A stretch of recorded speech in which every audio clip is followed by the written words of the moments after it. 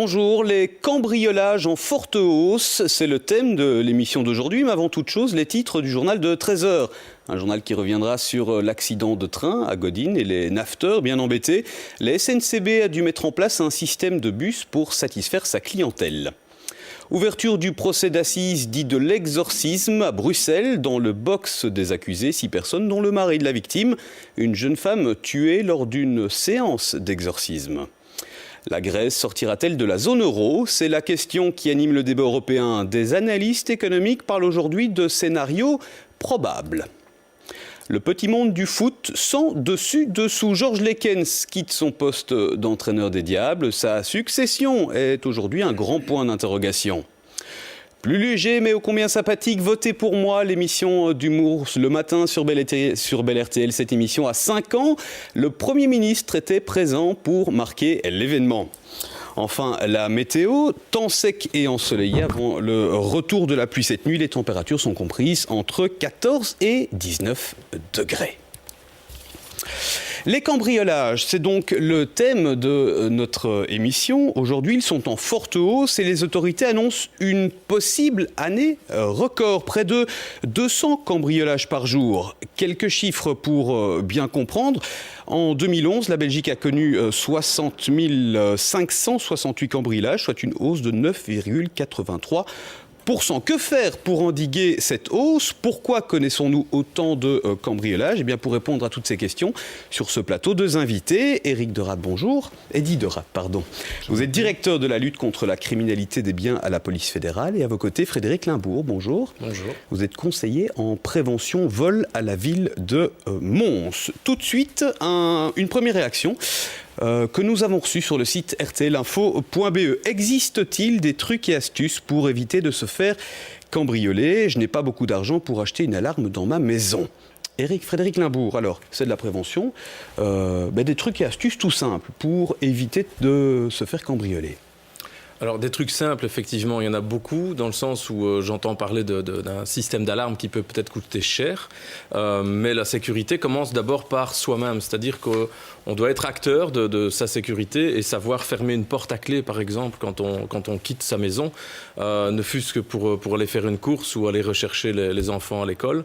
Moi, je vais vous dire que tous les jours, j'entends ça, donc lorsque je fais des visites, des revisites suite à des cambriolages, les personnes nous disent « j'étais juste parti faire une course mais un cambrioleur a juste besoin, lui, de 5 minutes pour rentrer chez vous, quoi. » Tout ça, mais vraiment, on oublie, quoi, de fermer, c'est aussi bête que ça. Voilà. Mais il n'y a pas que ça, quand même, parce que sinon, ce serait un peu simple. Il y aurait quand même... je crois que les cambrioleurs peuvent passer outre, en tout cas, une porte. Voilà, donc un cambrioleur peut passer par une porte, une fenêtre. Il faut que l'ensemble, donc le périmètre de la maison soit quand même bien protégé. Donc il existe des moyens techniques pour sécuriser une habitation, comme par exemple des bonnes serrures avec plusieurs points d'ancrage, des verrous à clé qu'on place sur des fenêtres.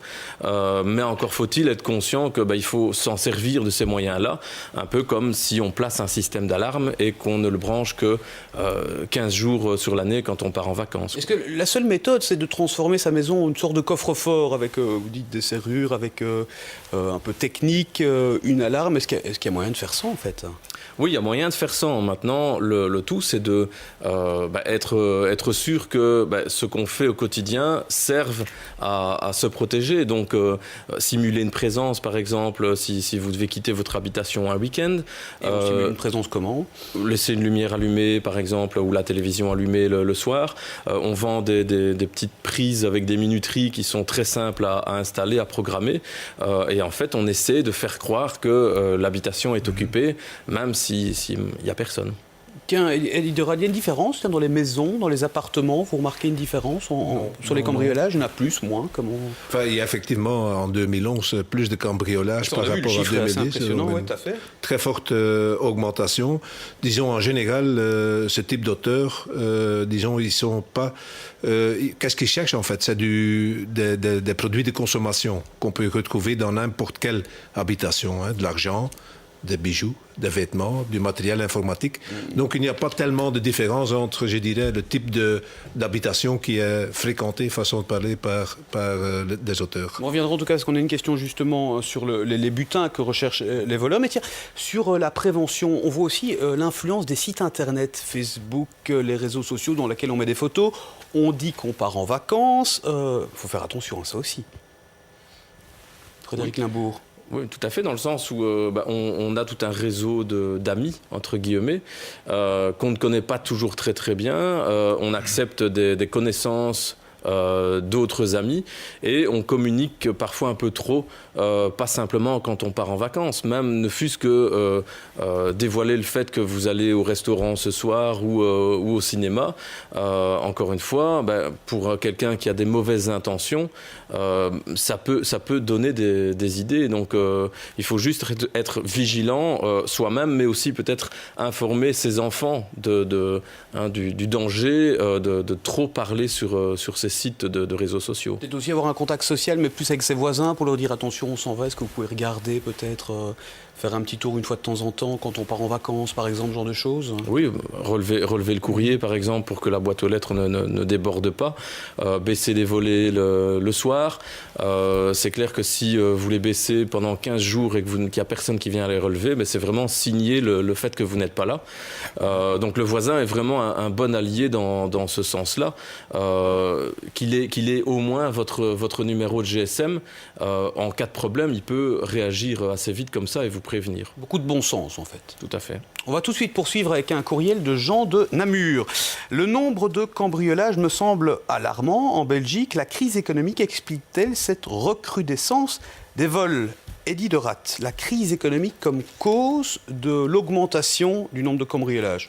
C'est probablement un élément qui explique cette augmentation de la crise économique. Depuis 2009, effectivement, vous voyez une augmentation. Déjà alors 2009, ça reprend à la hausse et 2011 était vraiment une année record. Donc ça joue.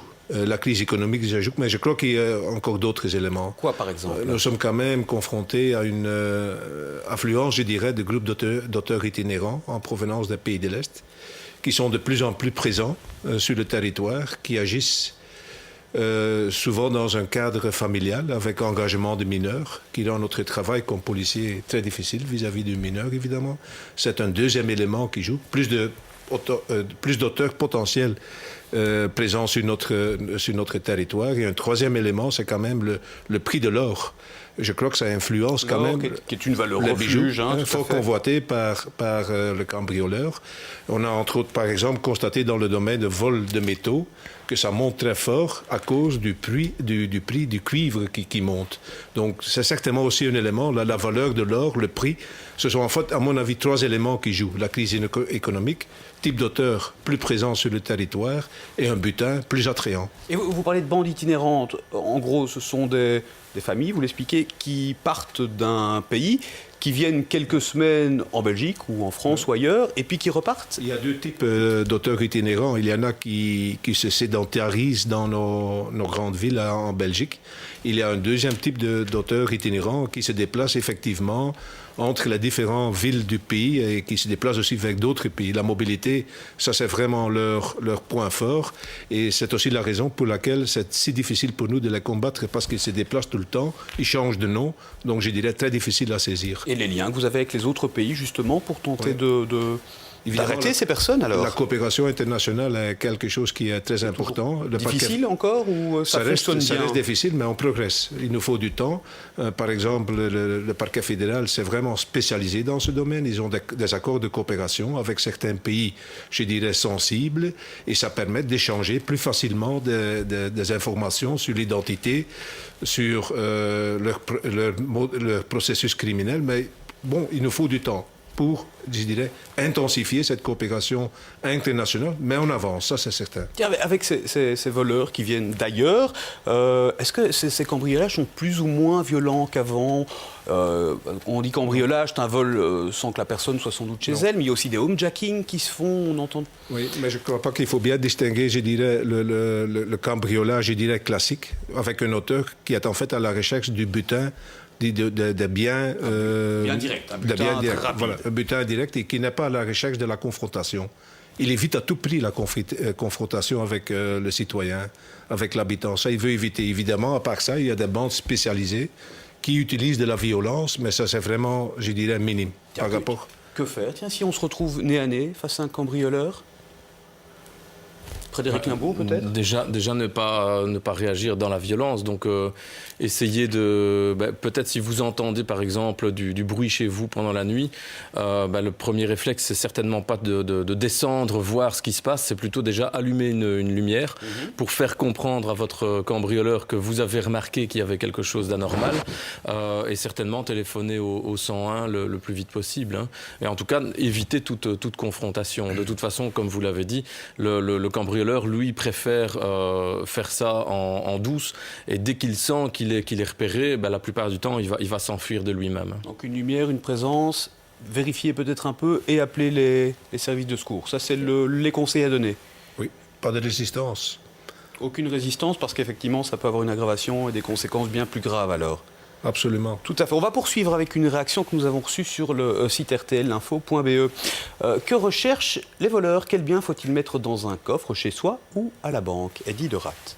Eh bien, comme j'ai déjà dit, le butin, ils sont à la recherche de produits de consommation qu'on retrouve dans n'importe quelle habitation.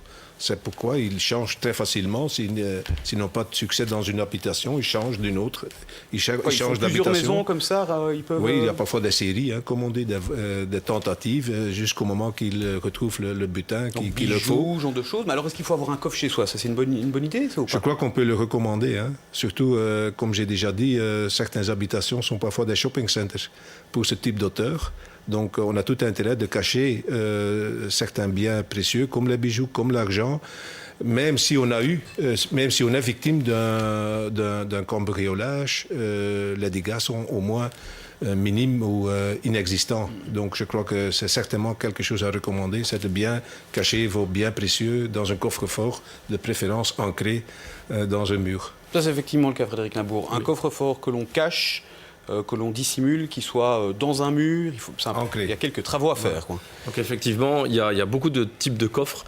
Maintenant, il faut un coffre, bien entendu, qui est soit scellé dans le sol ou de préférence dans un mur pour que ce soit peut-être plus facilement accessible. Ça coûte cher. Ça dépend si vous le placez vous-même. Moi, je conseille plus de s'adresser à des professionnels. Ça coûte entre 200 300 euros peut-être le coffre, plus peut-être le placement. Donc, il faut compter entre 500, 600 euros, je ne sais pas. Éventuellement, ça dépend un peu des revendeurs. Maintenant, si vous allez dans des magasins de grande surface, vous allez peut-être trouver des coffres moins chers, mais qui seront peut-être beaucoup moins solides et résistants à l'effraction. Tiens, est-ce qu'on peut... Il y a aussi des voleurs qui font des vols sélectifs. Vous avez parlé des bijoux, de l'or, et peut-être d'autres pour l'informatique. Disons que les filières de recel sont déjà, je dirais, bien établies à l'avance. Donc, ces voleurs connaissent leurs receleurs et les choses auxquelles eux s'intéressent. Cela veut dire qu'on écoule aussi relativement vite les biens volés. Ça disparaît très vite et facilement. Par exemple, des bijoux qui sont écoulés auprès d'un bijoutier, peut-être de moins bonne foi. Donc, les filières de recel sont connues à l'avance. On va devoir malheureusement clôturer cette émission déjà. Merci en tout cas d'avoir participé à l'émission. Demain, RTL Plus reviendra sur la sécurité sur le rail, l'accident de train à Godin. Il sera une question de sécurité dans les transports de matières dangereuses. On attend vos commentaires, vos questions et vos réactions. Tout de suite, le journal de 13h. À demain.